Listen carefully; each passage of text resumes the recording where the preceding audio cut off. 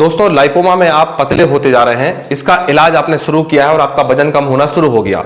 दोस्तों जैसे कि मैंने आपको बताया है कि लाइपोमा हमारी बॉडी में वायु और वात को बढ़ने से होता है। अगर साइंटिफिकली भाषा में मैं आपको समझाऊं, जब हमारी बॉडी में प्रोटीन का और फैट का पाचन सही तरीके से नहीं हो पाता है और वही फैट और प्रोटीन हमारे ब्लड में जब मिलने लगता है तो जगह जगह पर वो इकट्ठा होने लगता है और आपको चर्बी की गांठ बन जाती है या किसी और प्रकार की गांठ बन जाती है।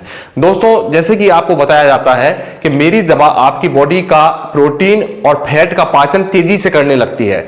आपकी बॉडी में जो फैट नहीं पच पा रहा था, प्रोटीन जो नहीं पच पा रहा था, उसका पाचन बहुत अच्छी तरीके से करने लगती है, जिसके कारण से आपकी बॉडी थोड़ी पतली होने लगती है। लेकिन दोस्तों समय समय पर आपको डाइट बदली जाती है, दवा के डोज चेंजेस किए जाते हैं ताकि आपकी बॉडी पतली भी ना हो और आपका लाइपोमा ठीक होता रहे। लेकिन आप गलती ये करते हो कि आप मुझसे रेगुलर बात नहीं करते हो। आप एक बार दवा ले लिए, उसके आप 1 महीने बाद 2 महीने बाद मैसेज करते हो कि बोलते हो कि सर हमारा वेट कम हो रहा है, लाइपोमा तो ठीक हो रहा है लेकिन हमारा वजन भी कम हो रहा है। तो उसके लिए हम डाइट को आपकी बढ़वाते हैं, डाइट चेंजेस करवाते हैं। जो आपको मैं मना कर दिया हूं कि आपको पनीर नहीं खाना है, प्रोटीन नहीं लेना है, एनिमल प्रोडक्ट नहीं लेना है, दही नहीं खाना है, तो उन चीजों को धीरे धीरे करके मैं स्टार्ट करवाता हूं। आपकी बॉडी की कंडीशन देखने के बाद मैं आपको बताता हूं कि अब आप दही खा सकते हैं, ड्राई फ्रूट्स भी खा सकते हैं, दूध भी पी सकते हैं या कभी कभार आप नॉनवेज भी खा सकते हैं। लेकिन दोस्तों जब तक आप रेगुलर जुड़ के इलाज नहीं करेंगे, आप अपनी बॉडी का पतला होना मेंटेन नहीं कर पाएंगे।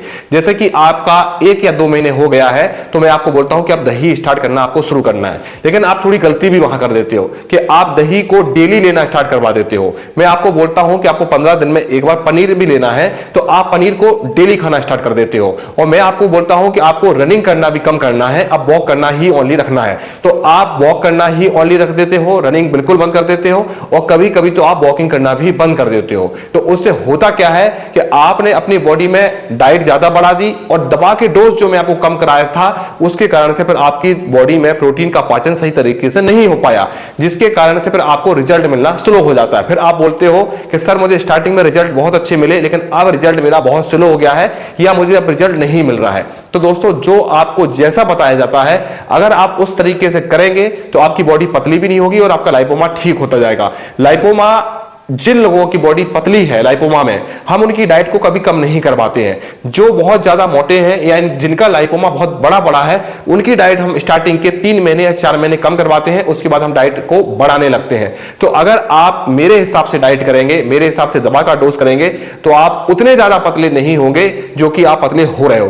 क्योंकि लाइपोमा के इलाज में थोड़ा तो आप पतले होंगे। मैं अगर आपको बोल दूं कि बिल्कुल भी आप पतले भी नहीं होंगे और आपका लाइपोमा ठीक हो जाएगा, ऐसा बिल्कुल नहीं हो सकता। और अगर ऐसा कोई बोलता है तो वो आपसे झूठ बोल रहा है। इसलिए आपको इलाज देख रेख में करना है और मैं जिस हिसाब से आपको डाइट करवा रहा हूं उसी हिसाब से फॉलो करना है, क्योंकि मैं आपकी बॉडी के हिसाब से आपको गलत डाइट नहीं बताऊंगा। अगर आपकी बॉडी कमजोर हो रही है तो मैं आपको खुद बताऊंगा कि अब आपको डाइट बढ़ानी है। तो इस तरीके से आप अपने लाइपोमा का इलाज रेगुलर बिना पतले होके रख सकते हैं।